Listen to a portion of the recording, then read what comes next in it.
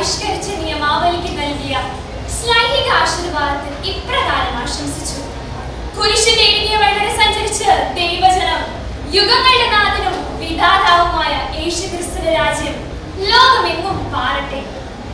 ഈ ആഹ്വാനം അന്വർത്ഥമാക്കിയ Cherupushpam mission league എന്ന സംഘടന ലക്ഷക്കണക്കിന് കുഞ്ഞു മിഷണറിമാരുടെ ക്രിസ്തു സാക്ഷ്യത്തിന് വേദിയൊരുക്കിക്കൊണ്ട് മുന്നേറിക്കൊണ്ടിരിക്കുന്നു.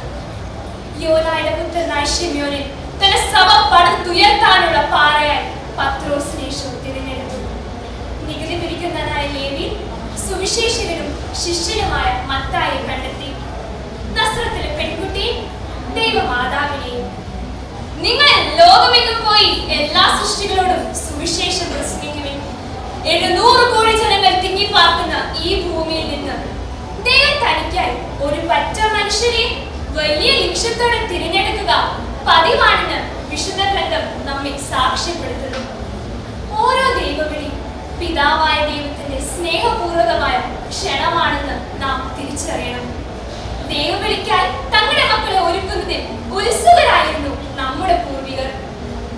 ക്രിസ്തീയ മൂല്യങ്ങളും സുഹൃത്തുക്കളും വേറിച്ച കുടുംബാന്തരീക്ഷത്തിലുള്ള പിറവിയെടുക്കുന്ന ഓരോ ദൈവവിളിയും തിരുസഭയുടെ ഫലസമൃദ്ധിയുടെ അടയാളങ്ങളാണ്.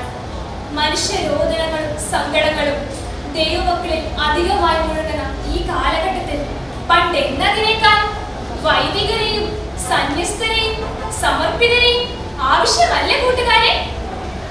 വൈദിക സന്യസ്ത ജീവിതം എന്നും പ്രസക്തവും തീർച്ചയായും കാലഘട്ടത്തിന്റെ അനിവാര്യതയുമാണ്.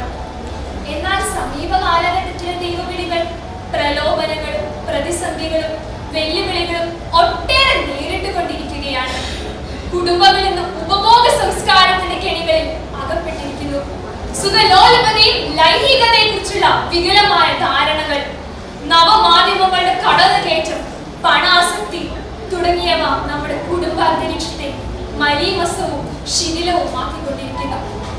സമർപ്പിത ജീവിതത്തിലെ പരാജയങ്ങളെ പർവ്വതീകരിക്കുന്ന അന്ത്യചർച്ചകൾ നമ്മളിലെ ദൈവസ്വരത്തെ ഇല്ലായ്മ ചെയ്തപ്പോൾ ദൈവവിളി അനകാശകമാക്കുന്ന ശ്മശാന ഭൂമികളാൽ നമ്മുടെ അണുകുടുംബങ്ങൾ മാറിക്കഴിഞ്ഞു.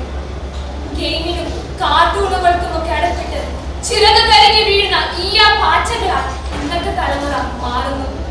ഇന്നത്തെ യുവത്വങ്ങളും കൗമാരങ്ങളും ദൈവവിളി നേടുന്ന അപജയത്തിന്റെ നേർ കാഴ്ചകളല്ലേ? എന്താണ് പ്രിയപ്പെട്ടവരെ ഇതിനുള്ള പ്രതിവിധി? ദൈവവിളിക്ക് പ്രത്യുത്തരമേകാൻ ഉതകുന്ന വിശ്വാസ ജീവിത പശ്ചാത്തലം ഓരോ കുടുംബത്തിലും സഭയിലും ഉടലെടുക്കേണ്ട സമയം അതിക്രമിച്ചു കഴിഞ്ഞു.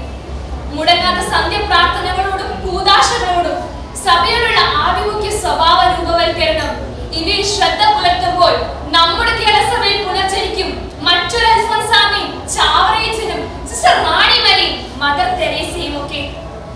എന്നിലൂടെ നിങ്ങളിലൂടെ നല്ല വൈദികരായി, നല്ല സന്യസ്തരായി, നല്ല സമർപ്പിതരായി, നല്ല മിഷണറിയായി ജ്ഞാനസ്നാനം സ്വീകരിച്ച കത്തോലിക്ക സഭയുടെ അംഗങ്ങളായി തീർന്ന നാം ഓരോരുത്തർക്കും സഭയുടെ വളർച്ചയ്ക്കും പുഷ്ടിക്കും പണിയെടുക്കാനുള്ള ചുമതലയുണ്ട് എന്ന 12ാം പിയൂസ് മാർപ്പാപ്പയുടെ വാക്കുകൾ നെഞ്ചിലേറ്റിക്കൊണ്ട് സ്നേഹം, ത്യാഗം, സേവ, സഹനം എന്നീ ആർദ്ര വികാരങ്ങൾ സഹജനെ അലിയിച്ച് ചേർക്കാനും അനേകായിരങ്ങൾക്ക്